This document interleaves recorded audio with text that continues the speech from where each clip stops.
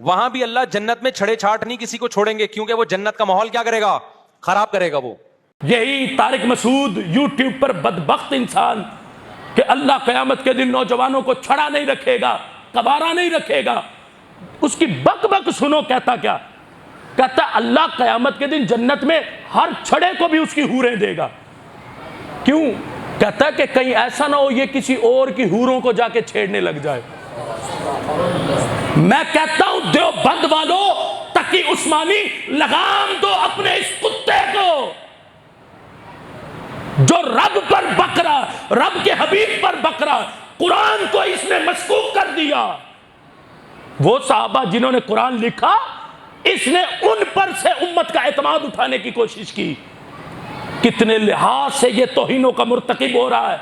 لگام دو، پھر کہہ رہے ہیں اس کو روکو اس کو، ورنہ اللہ کا فضل ہے ہم مناظرے کرنے بھی جانتے، اور اللہ کا فضل ہے تاجدار گولڑا کے صدقے ہم مباہلے کرنے بھی جانتے۔